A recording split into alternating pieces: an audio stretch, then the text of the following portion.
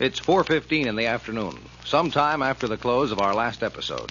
As in the civil court building, Attorney Perry Mason leaves the public phone booth, goes to a closed hearing chamber, is admitted by the uniformed attendant guarding the door.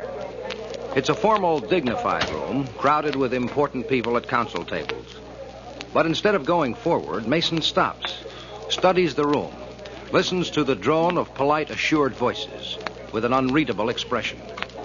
Then his expression changes, as at his own counsel table, his secretary turns, looks at him, smiles brilliantly, and...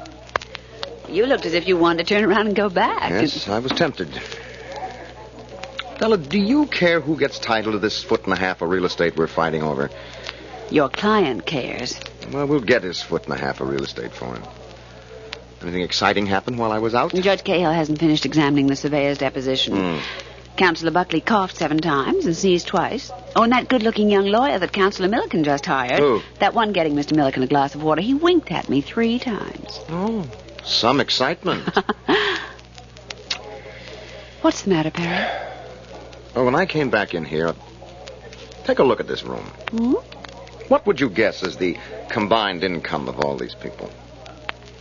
Well, there's Mr. Buckley and you and Mr. Milliken and Councilors Cohn and O'Brien and Judge Cahill and junior clerks and the secretaries, court stenographer. Lots and lots. Mm-hmm. And here we are fighting over 17 7/10 inches of vacant lot. But Perry, if your client gets title, the lot won't be vacant. He's going to build an office building. And that'll mean jobs for hundreds of... Now, you know how important it is. In the long run. But, Della, if you were a fly on the wall, do you know what would happen? They'd hit me with a fly swatter. They wouldn't have to. You'd be bored to death. Perry, wait a minute. You phoned Gertie. Kate Beekman decided not to work for us? I don't know. She hasn't left word yet.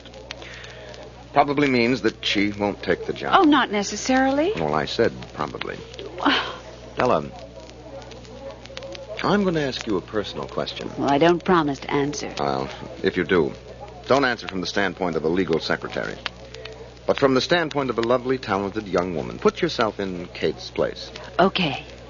Say that you were given the choice of working in a law office or working as a nightclub entertainer. Which would you choose? Well, I don't... Remember, you don't know anything about legal work. You don't know how exciting it can be. Well? Judge Cahill's ready to start again, Chief. You haven't answered my question. Well, no one can answer for Kate. You're avoiding the question. No, I can't talk now. Judge Cahill's looking right at us.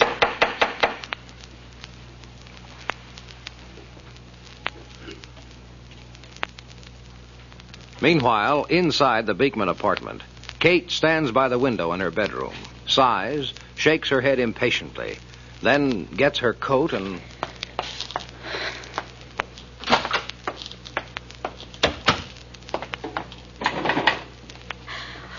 I didn't know you were cooking apple pie. Smells good. Your father likes it. You should have told me, so I could help. Oh, you had something to think about. Going out? Uh-huh. I want to walk for a while. I get restless staying in the house. Don't you? Sometimes. Ma? I haven't phoned Mr. Mason yet. Going to now? Not yet. I haven't made up my mind. Not quite. Ma, I like Mr. Mason and Miss Street and Gertie, too. I suppose you're right. Maybe I would be smart to work in his office, but... working in an office... You won't do it. Well, it isn't just that I won't do it. I don't know if I can. Well, nobody says you got to, honey. That's why it's hard to decide. You haven't decided. Don't. You don't have to tell Mr. Mason today. Call his office and tell Gertie you'd like to see him again tomorrow. Talk to him again? Well... It's an important decision, honey. Just take your time about it. I hate to be wishy-washy. Oh, nobody thinks you're wishy-washy. Go ahead and call Gertie. Okay.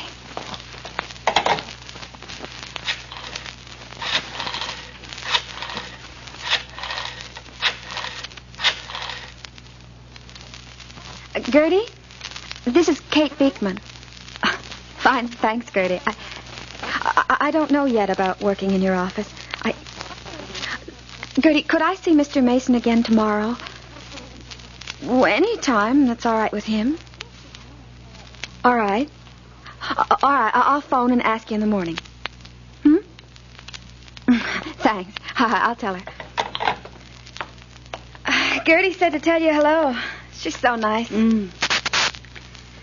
Afraid you'd be restless in the office, honey? You understand, Ma. Yeah. But you got to decide for yourself, honey. I care what you think, Ma. Ma, would you care if I got a job dancing? Well, that depends. Say a job in a nightclub or a musical show. Would you care? Yeah. But I won't tell you what to do, Kate. You got to decide for yourself. Where are you going for your walk? Oh, in the park, I guess. After what happened? Oh, nobody will bother me in the daytime. Goodbye, Ma. Have a nice walk, honey.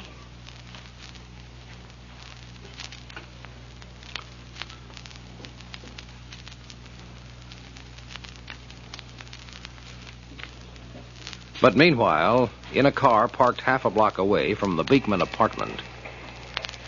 How much longer are we going to wait, Gordy? Long as it takes. Oh, Gordy. All right, quiet him down. You do it. Look, I got to keep watching she don't slip out. Just pat him on the head. Nice doggy. Oh, Gordy. Okay, leave him be for now. But what's going to happen when Kate Beekman... I'll fix it. I can't even leave that animal on a leash. I said I'll fix it. If you ask me... Nobody's asking you. Nobody's telling me anything either. Yeah. I'm getting sick of this, Gordy. Why is Kate Beekman so important? Because the big fella won't give me the nightclub if Kate don't work for him. Why is she so important to the big fella? You carrying a torch for her? Kate? She's only a kid. Then why? You don't understand because you don't know the setup. Then tell me so I can understand. Look, there are two guys, Tony, the big fella and JT. JT is... Well, he's the big fella's right-hand man. Uh-huh. Okay, it's like the big fella's the president of a bank and JT's the vice president. Got it? Sure. All right, now, the big fella wants everything just so. You tell him how something is, that's the way it's got to be. For instance, say the vice president of the bank tells the president Joe Blow's going to make his payment of $13.13 that month.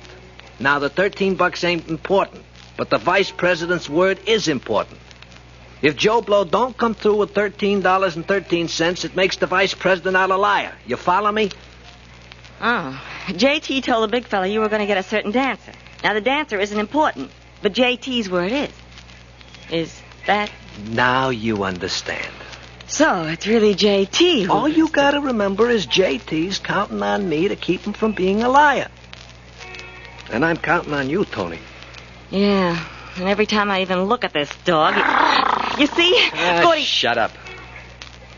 No, there she is, the red-headed girl. She's no kid. She's not bad looking. Yeah. She's starting the other way. Probably heading for the park. Okay, go on, put the leash on the dog.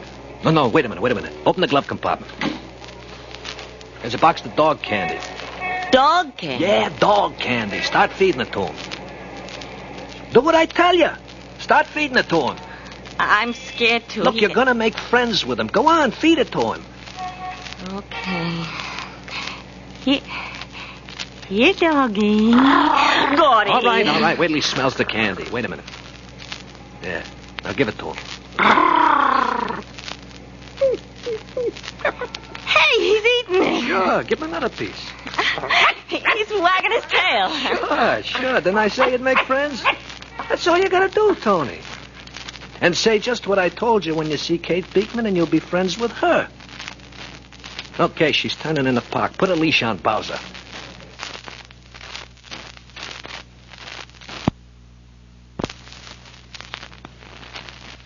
Well, what do you think is going to happen when Tony meets Kate Beekman? And what do you think will happen if Gordy's right and Tony does make friends with Kate? By all means, hear tomorrow's all-important development.